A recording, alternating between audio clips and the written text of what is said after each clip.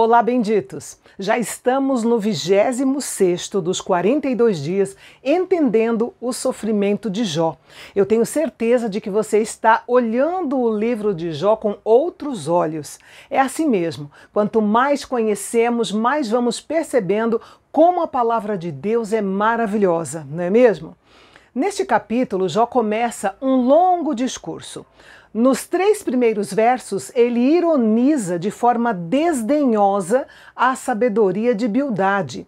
E para mostrar a pobreza do argumento do amigo, Jó falou da grandeza de Deus, mostrando que a conhecia melhor do que os 3.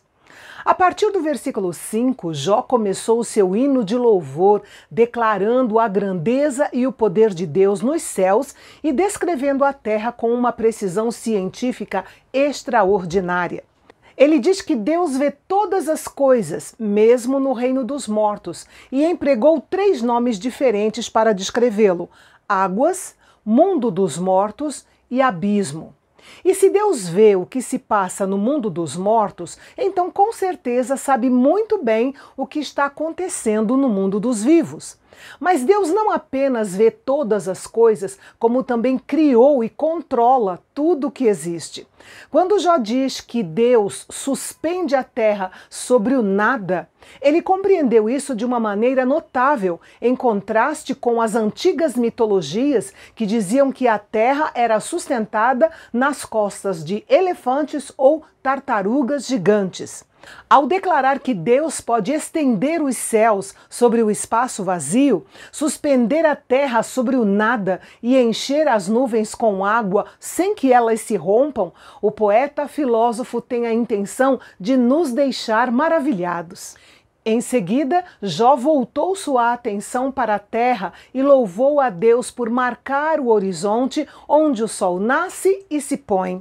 Ele é o Deus que controla o dia e a noite, a terra e a água. A expressão as colunas do céu é uma referência poética às montanhas. Elas repousam sobre a terra, mas parecem sustentar os céus. E ao som da voz de Deus, elas estremecem. A última estrofe do hino de Jó trata do poder de Deus nas águas. Deus pode agitar o mar ou acalmá-lo conforme o seu desejo, e tem o poder sobre as criaturas marinhas. Aqui são citados o monstro Raabe e a serpente veloz. O monstro Raabe, muitas vezes traduzido como monstro marinho, era uma criatura mitológica dos mares.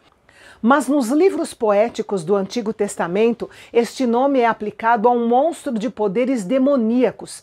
Ele é sempre citado dentro do contexto do poder de Deus sobre a natureza. E Deus tem todo o poder sobre o monstro Raabe.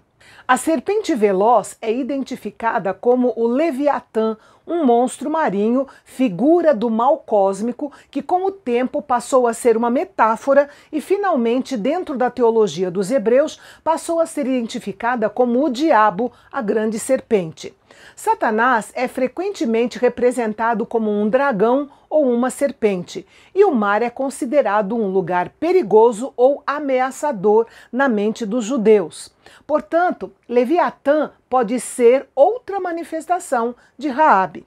No tempo de Jó, havia muitas lendas populares sobre os deuses que lutavam contra diferentes divindades hostis. Jó pegou algumas dessas histórias e fez do Senhor Deus o herói delas.